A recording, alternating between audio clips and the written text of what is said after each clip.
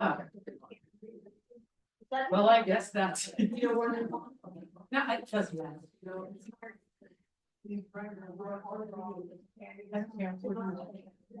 It doesn't matter.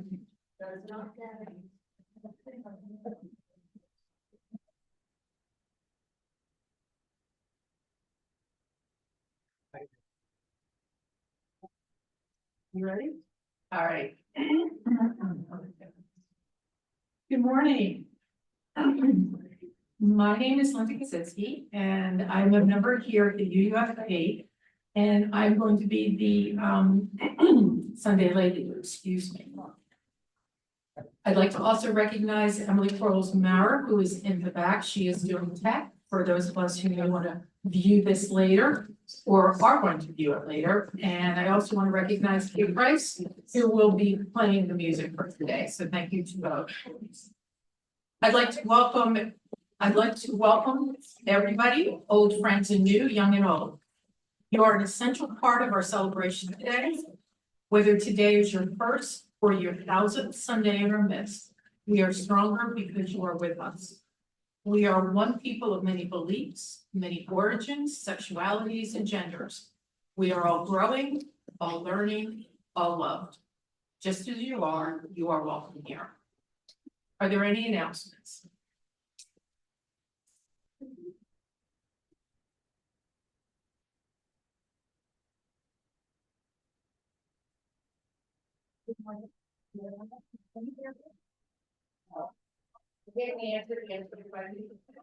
Sorry, I was sure. Well, louder, you know. It's better if you turn it on. You know. I can do this. I just like to tell you that on the first day of the new year, there will be a learner's walk here in the sanctuary. Everyone is welcome. There is no charge, although we do accept donations with appreciation. And it's a lovely thing when this sanctuary is changed into what is maybe a 13th century sort of habitat or environments. And so it's a nice chance to meditate and do something kind of different. Start your year off right. So join us. It's from noon to 4, and from noon until 11 o'clock, especially welcome the children. We often have a story for the children, and they can sort of use the lavender stay with us, which is often at a much higher speed.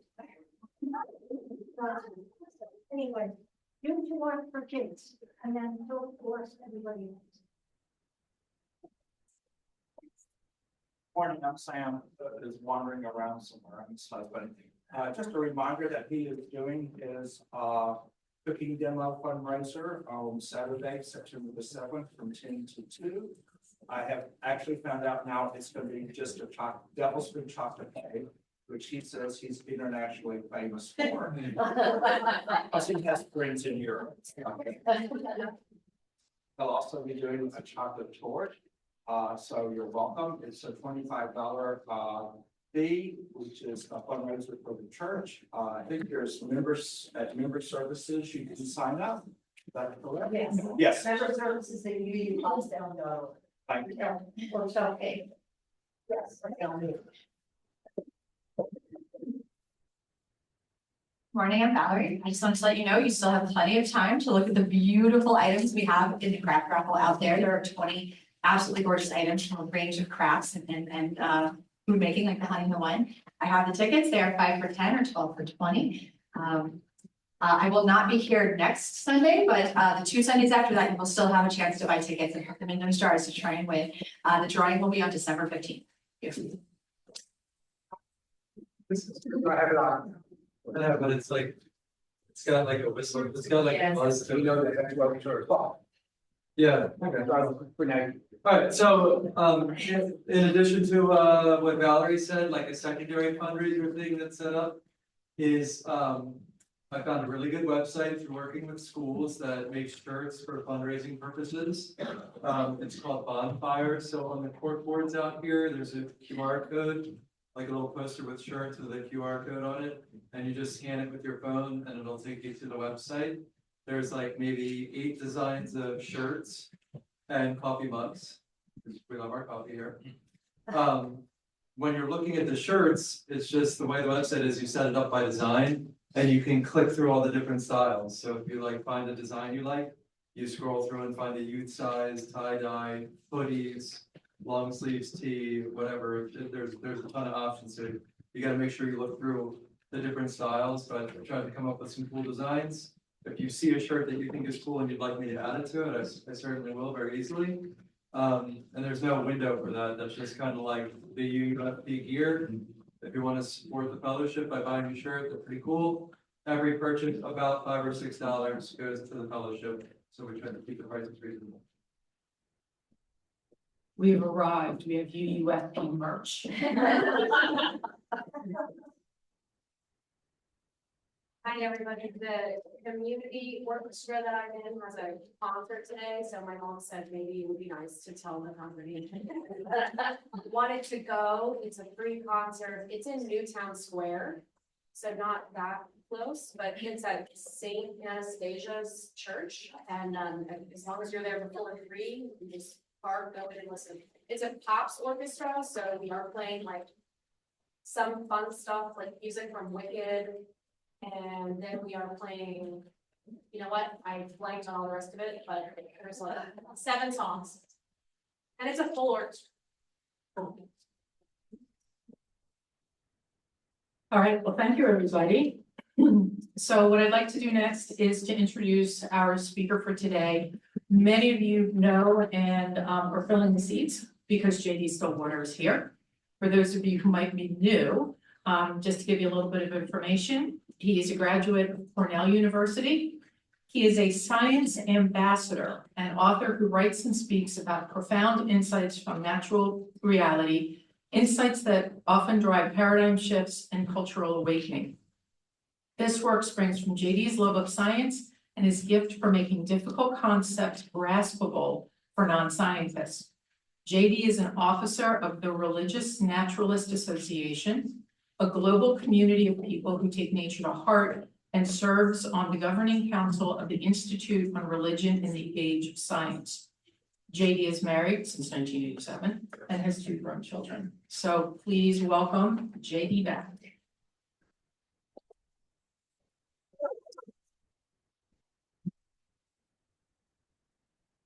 Thank you, Linda. Our opening words for this morning's service come from Sarah York. It's a short poem. She writes, "We receive fragments of holiness, glimpses of eternity, brief moments of insight. Let us gather them up for the precious gifts they are, and renewed by their grace, move boldly into the unknown." I understand we have a volunteer to light the chalice this morning. You know what you're doing? All right. While that's happening, I will say, we light the chalice, the flame, let me start again. We light the flame of wisdom inside the embracing community of our chalice, a flame which held our ancient ancestors in the fear and rapture of awe. And this power, the awesome power of the sun, of lightning, of stars, of the gods themselves, a power burning quietly in every cell of our bodies, sparks also in our hearts and minds as we begin our service this morning. Beautiful chalice. Will you rise in body or spirit and join in singing "Open My Heart"? It's 10:13. I believe the words will be on the screen, and it is a round. So we have members of the choir to help us survive this. And it should be a lot of fun. Okay, and the plan is I'm gonna play it through one note, so you get the feel, and then we're all singing it together. And then that group over there is gonna start it.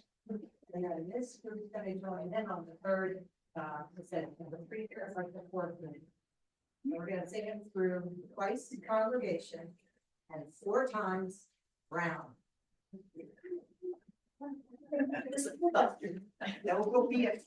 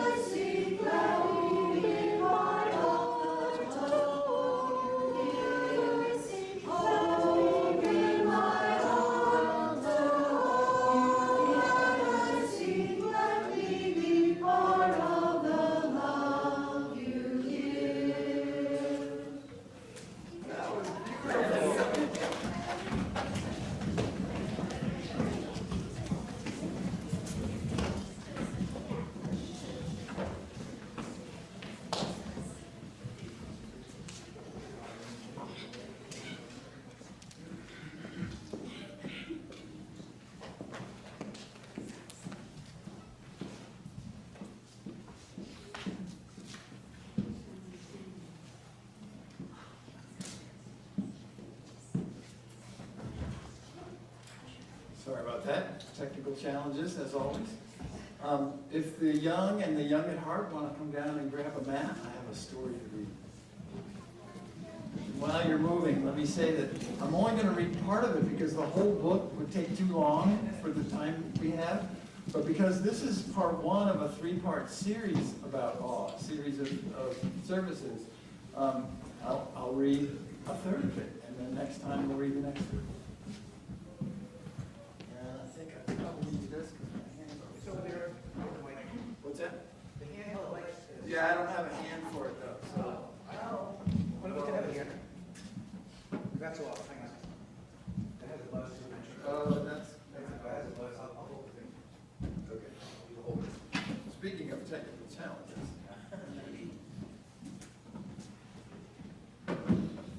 Okay. All right.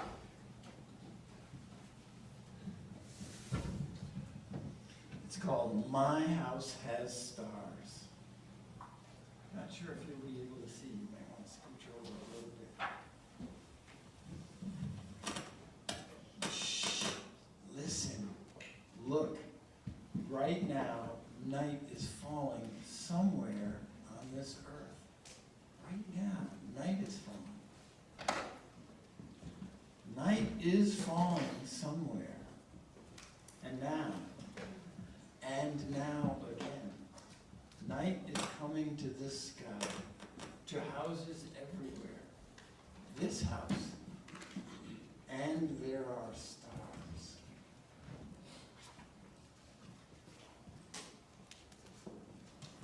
My house has sharks. I don't know if you can see. Over on this side, there's a map of the whole earth, and there's a circle for where this house is. And this particular house is in the Philippines somewhere. It says, my house has sharks and stingrays hanging from poles drying in the sun. My house has the smell of fish and cassava cooking in the pot. When Sonia comes to visit, she rides a jeepney from the city. When I hear Carmen, I run to meet her. I teach her to walk on stilts around our houseboat. My house rocks me to sleep at night. I hear the water lapping the sides of our boat, lapping the sides, lapping the sides, lapping the sides, so gently. So gently I am getting sleepy. When I close one eye and look up through the woven nipa palms of our roof, I see clusters of stars, a cloud-eating shark. One bright star stares back at me like the eye of a fish. My house has stars. This is in a new part of the world. You can see this is in the tall mountains between India and China called the Himalayas. My house has mountains all around. My house has thick walls of mud. Sheep and goats and even yaks live downstairs in my house. Their heat keeps us warm. My house has only one door. We hang a ram's skull there to frighten away evil. Father whispers, "Come," and nods to me after the baby is asleep. I climb up to the roof to fetch firewood, thinking about the tall tree this wood once was, somewhere far away. The prayer flags flap in the wind like hands clapping, bringing good luck. I see snow high on the mountains and dream of summer in the tent. Above the jagged mountaintops, I see a sky full of stars. I wish on a star. I wish that someday I will see a tree. My house has stars. This house is on the west coast of Africa. My house has many huts, one for my father, one for my mother, one for my brother, one for my sister, one for chickens, one for goats, and someday one for me. My house has no corners, just round walls made of mud. So cool inside. My house has pictures on the outside. My mother carved the animals, and I painted them with colored juices from vegetables. Evening falls, and we gather on our knees around the story vine. Bits of china, bone, and hide dangle there. I see a pipe, a feather, the head of a bird. At least 100 tails are there, so difficult to choose. I point to a piece of python's backbone, and the story begins. I lean back and close my eyes, rocking back and forth to the beat of the drum. Pum, pum. I dream of the day when I, Abu, will be a drummer like my father. I open my eyes and see stars like 1,000 fireflies. My house has stars. Our house, the earth. I have not done a good job of keeping up. Sorry for the people watching the screen. Our house, the earth. Our roof, the sky.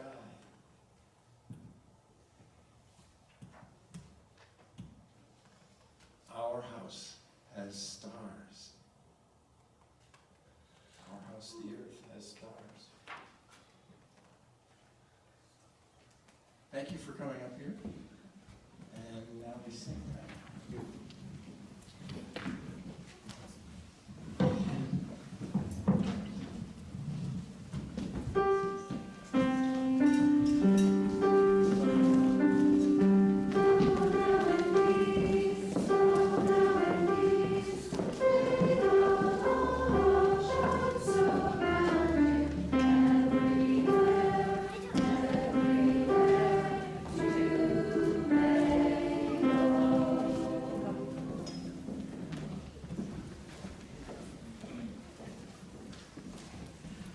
So now is the time for the offertory. I will ask. Thank you.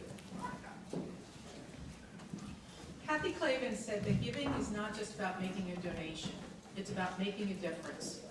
Please help the UUFP continue to be a community where we continuously try to make a difference. Your financial support, no matter the amount, is greatly appreciated.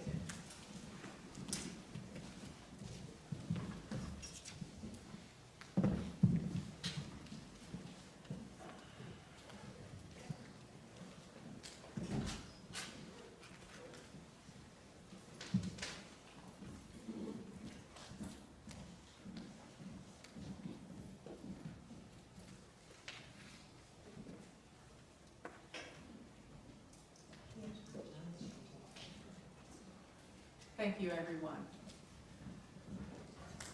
Our first reading is by James Burklow.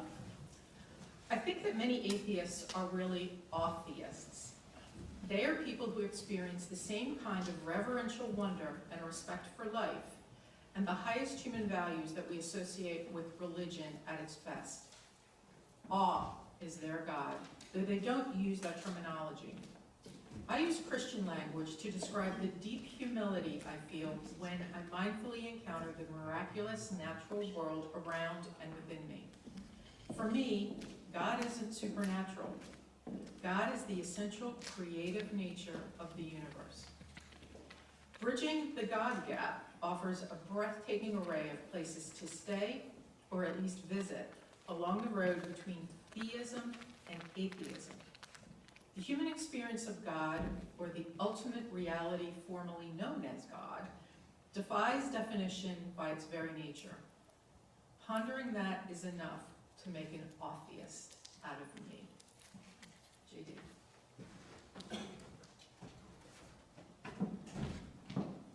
Thank you, Linda. I have always been fascinated with lightning. Just the primal power and the unpredictability of it. It's also beautiful, I think. Well, when I was about 16, my family lived on 7 rural acres in upstate New York. And our century-old farmhouse nestled at the bottom of a gentle hill with a huge metal-sided barn up on top of the hill. I see that some of you can guess where this might be going. I heard thunder approaching from the west, up beyond the hill, and I just felt powerfully drawn to go up there and watch the storm roll in. So I grabbed an umbrella, and hey, I was a teenager. And I ran up the hill to stand just outside the barn, where the land kind of flattened out again, and I could watch the dark clouds approach. And there was lightning in the distance, and the whole atmosphere felt kind of electrified, just alive with anticipation. It was really exciting. Have you felt that just before a storm? Yeah. So I saw one good strike about a mile away up near the dirt road that we called Lover's Lane.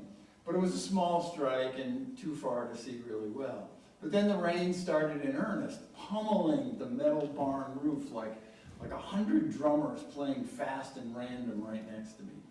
By this time, my siblings had caught up, but they stayed wisely back on the driveway just below the crest of the hill. And they screamed over the din to get back in the house. Did I want to be struck by lightning or something? And I yelled back, it's not even here yet, just another minute or two. And as I spoke that last word, there was a loud electrical kind of crackling sound inside the corner of the barn where the power panel is, the electrical panel, loud enough to hear over the rain that was pounding down on the roof. Well, that scared me. And so reluctantly, with a lot of backward looks over my shoulder, I went back to the house, and the storm rolled harmlessly over us.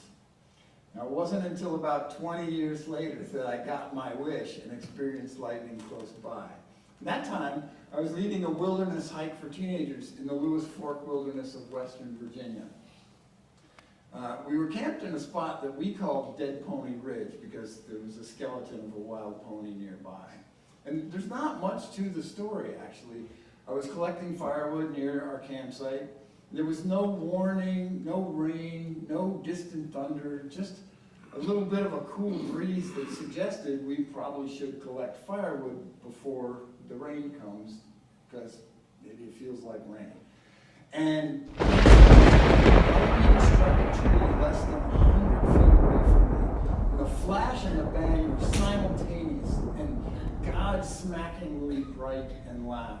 My ears rang, my eyes clenched shut, and I was momentarily deaf, blind, and stunned.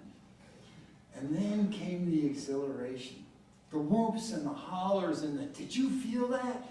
Everyone was filled with an overwhelming feeling of triumph, of excitement, and some feeling that's kind of hard to describe.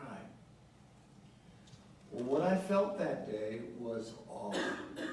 Awe is an emotion, it's an experience, a feeling. And until recently, researchers who study emotions and feelings haven't known much about it. And I don't know if it's because they ran out of other emotions to study or if just no one thought about awe before this. But the last 25 years in psychology research have seen a flurry of experimental studies of awe. And the results are, predictably, awesome.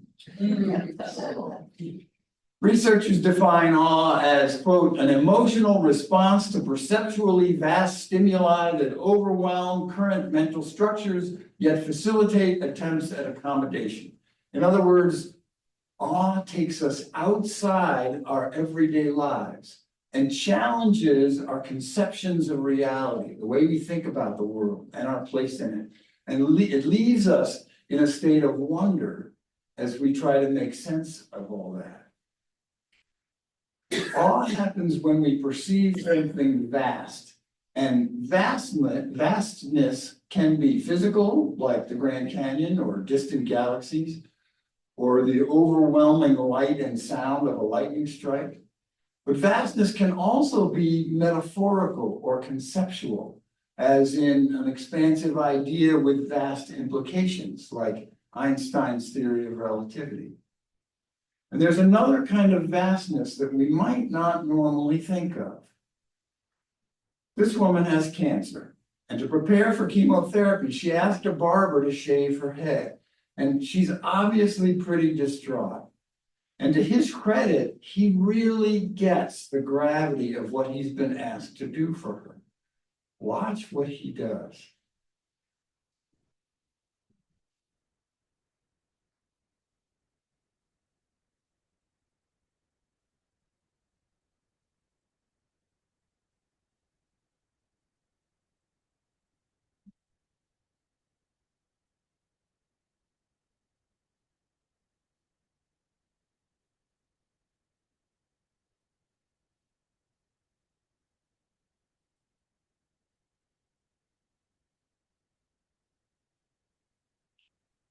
Vastness can also,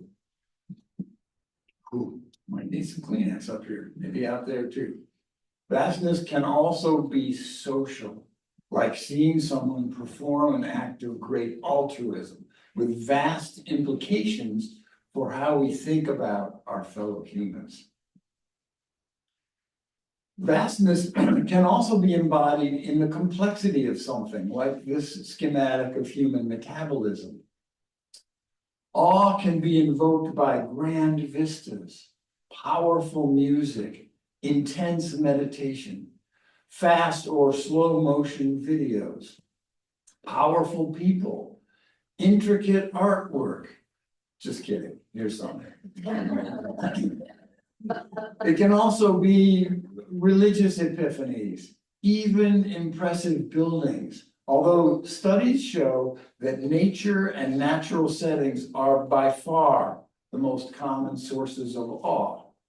And when we feel awe, several things happen inside us. We feel small and insignificant, suddenly aware that we are in the presence of something far greater than ourselves. And researchers call this experience the small self. And it's related to that perceived vastness of the event that we're experiencing or witnessing. At the same time, two different parts of our brain change their activity, the parietal lobe and the central executive network. And just relax, those terms will not be on the test. Just listen. The parietal lobe normally orients us and anchors us inside our skins. It's aware of our body's edges and boundaries. During awe, the parietal lobe kind of tamps down its activity, dissolving the perceived boundaries between ourselves and our surroundings. It makes us feel more connected, more a part of our environment. And in extreme awe, many people report an all-encompassing oneness with the entire universe.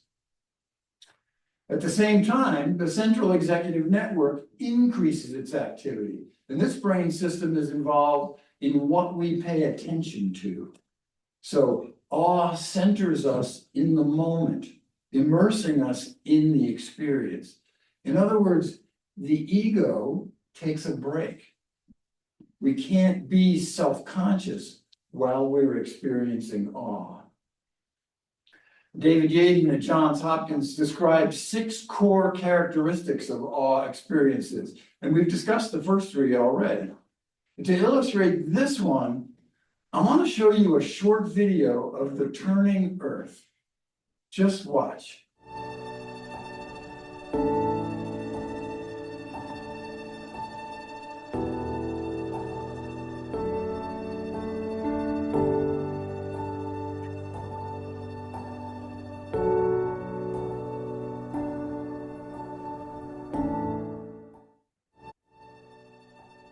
Now, pay attention to what's happening in you.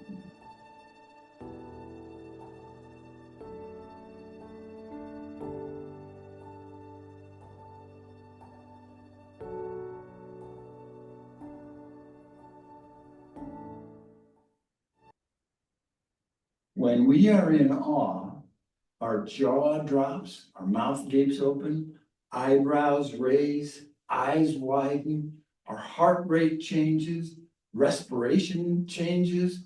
We may have goosebumps or chills. Interestingly, any inflammation that's happening in your body decreases when you're in awe. So awe is the original anti-inflammatory medicine. Our nervous system shifts from fight or flight towards rest and digest. We feel happier and our lives feel more meaningful. But because our ego, our self-consciousness is offline at the time, we usually can't articulate those things in the moment. We just feel amazed. And related to this is the strange effect of awe on our sense of time. During and after an awe experience, we are less impatient. We're more likely to feel that there's enough time, and we're more generous with our time. Okay, so what's this need for accommodation? Experiences that invoke awe in us challenge our worldview in some way. They violate our expectations. And when an experience challenges our previous ideas about how the world works, especially if it challenges our place in the world, we feel off kilter and our brains try to fix it, to get back to something that feels more like settled certainty. And this striving, this need to get back to understanding is what the researchers mean when they say need for accommodation. And usually we accommodate by either rejecting the experience or revising our expectations, adjusting our mental constructs of the world and how it works. So this need for accommodation is where awe gets really interesting for the relationship between science and religion. Awe is central to the formation and maintenance of religions. Theologian Frederick Buechner said, quote, "Religions start with a lump in the throat, or with the bush going up in flames, the rain of flowers, the dove coming down out of the sky," end quote. Well, I certainly felt the lump in the throat with that barber video earlier. Awe taps into the deepest parts of us and our relationship with reality and changes us there in ways that feel religious or spiritual. There's a reason religious buildings are so vast and so beautiful. They're designed to invoke awe, to make us feel small, but also feel deeply connected with each other and with a higher power. And that need for accommodation, especially when the awe experience is mysterious in some way or hard to explain, it leads many people to assign supernatural causes to the event. So religion and awe can feed one another. And people actually study this stuff scientifically. And what they find is that humans are uncomfortable with the idea of randomness. Even when the world is random, we tend to assume that some agent, some author is behind what we perceive. For example, given random strings of numbers, college students who had just experienced awe were more likely to say that those numbers were arranged by some person. And for most people, this translates to stronger belief in religious deities. So a need for accommodation is closely tied with religious belief in people generally. A few years ago, after presenting my 7 Candles talk, which is designed to make audiences feel awe from science and from nature, a man came up to me and he said, "JD, that was the most convincing proof of God I've ever experienced." And the woman right behind him in line, when it was her turn, said, "JD, that was the most comprehensive talk I've ever heard on why there's no need for a God." They each experienced the same presentation, but he accommodated his awe by invoking God, and she accommodated using natural laws. These are both reasonable and valid, and it's natural for us to do this because we crave explanations. So much so that most of us tend toward quick accommodation without investigation. It's basically jumping to conclusions, and we all do it. I'll say more about that in Awetheism Part 2, but for now, let me point out that experiences of awe can lead to different responses in us. We can dismiss the experience. We can assume that human or mystical agents are causing it, or we can get curious, living in that uncomfortable space of not knowing. And that last option requires flexible mental frameworks that can accommodate ambiguity and mystery, at least for a while. As I said before, the most common setting where people feel awe is in nature. And my close calls with lightning are prime examples of this. Now, just to be clear, when I say nature, you might be thinking of forests and bunny rabbits, but nature is also rocks and viruses and other planets and the electricity in this microphone. And it's also happenings like the ball leaving Caitlin Clark's hand on its way to her record-breaking 3-point swish. Nature is everything that science can explore and describe. When I say nature, I mean physical reality. When I take to heart what science reveals about physical reality, I often experience awe. Here's an example from just this past February. I came across it was just out then, a genetic study that revealed that our complex nervous systems are only possible because we have genes from a retrovirus that infected a fish ancestor of ours millions of years ago. Those genes allowed for the myelin insulation sheath on all of our nerve cells. Brains couldn't work without that insulation. It turns out that a full 40% of mammal genes contain bits of DNA provided by viruses that infected our deep ancestors.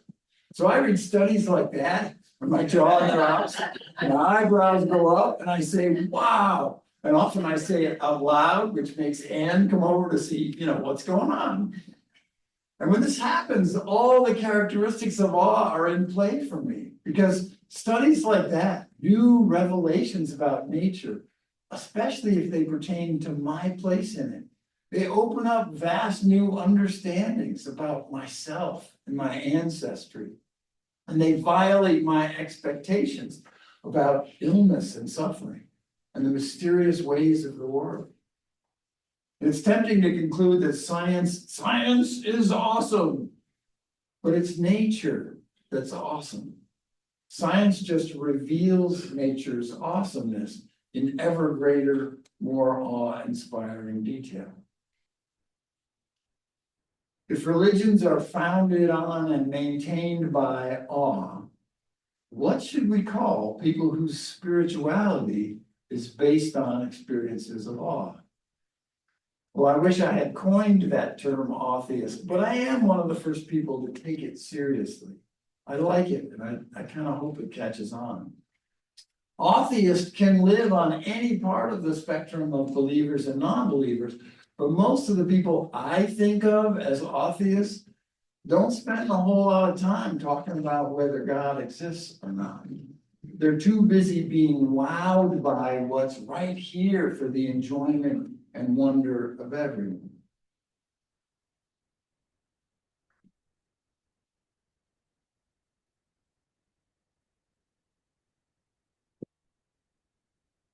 Awe is a significant source of spirituality for me personally. Nature and the science that reveals it keep providing me with new opportunities to feel awe and to become a better person as a result of that. There's so much to share about awe as a source of spiritual enrichment that this service this morning is only part one of a three-part series. And in preparing this sermon, I learned that Siri, Alexa, and other speech-to-text systems don't seem to know about the word awe. Instead, typing all every time I say awe. So, it's a good thing this isn't a sermon about leather tricks. I should probably finish my story about the lightning strike up there on Dead Pony Ridge. While we were all still bubbling from the thrill of the strike, the whole group went to look for the tree that got struck. It was a tall pine, and there was a strip of bark missing, stripped off in a spiral from the top of the tree down to the base. Tattered remnants of bark littered the ground and hung from nearby branches like shrapnel or something. And we were pretty sure this was going to kill the tree eventually, but the sight of it is burned into my memory. Vast power indeed. It's no wonder our ancestors assigned lightning to the most powerful gods. It's the same power that burns in our chalice and in ourselves, the same power that struck the universe into being at the beginning of time, and that carries starlight to us across deep time and deep space. Speaking of which, in 2004, the Hubble Space Telescope took the first of many photographs called deep field images. They chose a tiny little square of sky in between all the known stars, about the size of a grain of sand held out at the end of your arm. What do you see when, for sheer curiosity, you zoom in on nothing but a tiny square of black space between the stars? Well, you see over 10,000 galaxies, each one averaging 400 billion stars. And subsequent deep field images like this confirm that this happens in every direction we point our telescopes. And it's how we know there are as many as 2 trillion galaxies in the visible universe. Later, someone calculated the distance for each of those galaxies and made this 3D fly-through.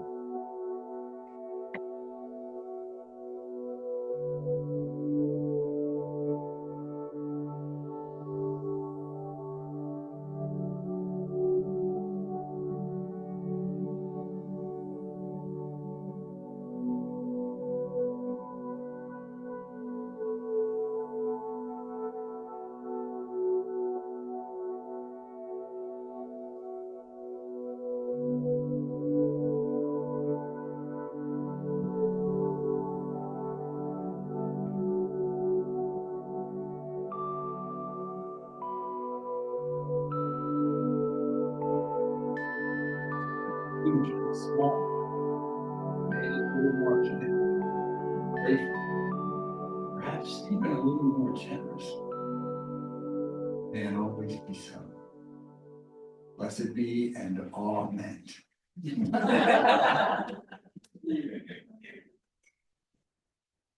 Will you rise in body or spirit and join in singing our last final hymn? 10:57, go lift it up. Where's gonna help with this? There, last, practicing. Enjoy.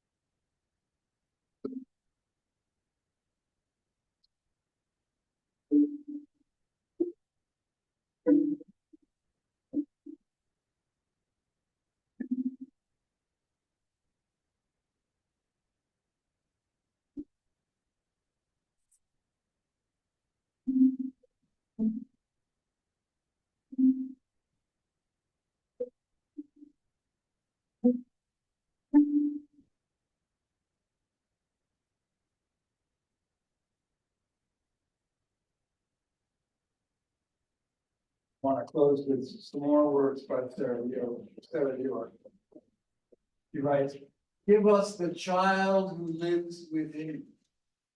Give us a child's eyes that we may receive the beauty and freshness of this day like a sunrise. Give us a child's ears that we may hear the music of mythical times. Give us a child's heart that we may be filled with wonder and delight. Give us a child's faith that we may be cured of our cynicism. Give us the spirit of the child who is not afraid to need, who is not afraid to love. Amen.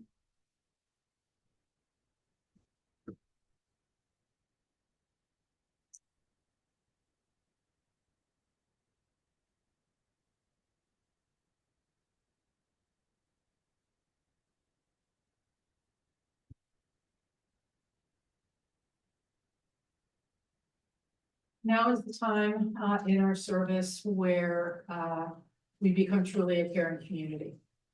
This is an opportunity. We've turned off the video, so it's just among us.